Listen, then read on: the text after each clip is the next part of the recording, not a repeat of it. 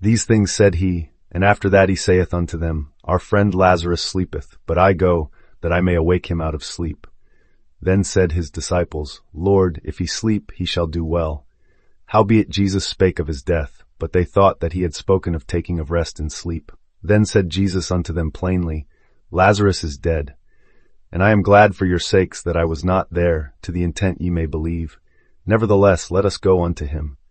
Then said Thomas, which is called Didymus, unto his fellow disciples, Let us also go, that we may die with him. John 11:11-16. Lazarus is nothing but a state of consciousness in you that has fallen into slumber under the mask of death.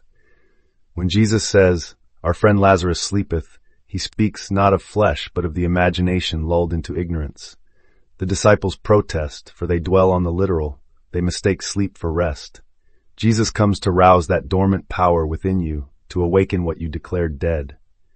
Lazarus is dead, he declares, and in that moment your old identity, afraid, limited, forgetful, lies entombed.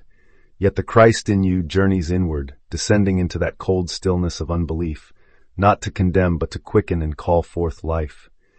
You are invited to believe before the signs appear, to go with him, even though Thomas cries, Let us also go, that we may die with him. For you must die to the old self before you can live the new. Where do you stay? Physically, you abide under one roof, but psychologically you dwell in either fear's dark vault or faith's bright chamber. To unlock Lazarus, you must will yourself into the chamber of faith, to assume the living power of your imagination, until it hardens into fact. Then, as Christ speaks the word, the lifeless state hears the call and springs forth. Lazarus, come forth. Thus every death you encounter is but an opportunity for the inner Christ to reveal you. You traverse from the lower deck of flesh, through the cesspool of fearful thought, into the realm where imagination reigns. There you discover that no state can hold you captive, for you are the ark wherein all things sleeping or awakened find their source.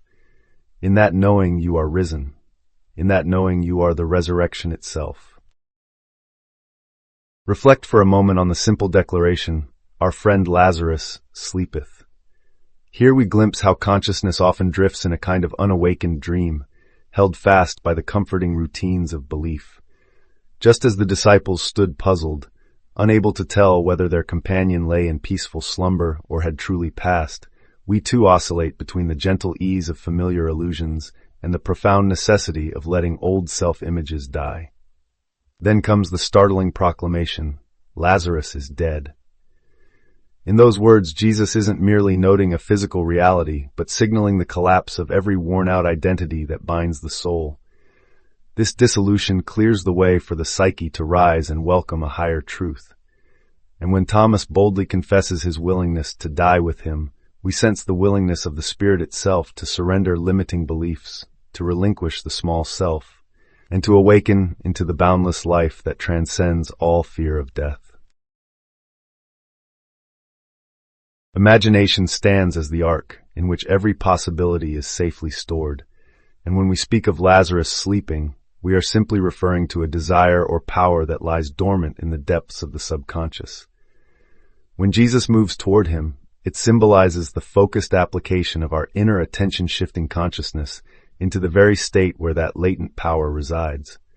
In practice, this unfolds in a gentle threefold rhythm. First, we become aware of the potential that lies asleep. Then we declare its reality, allowing the old to fall away.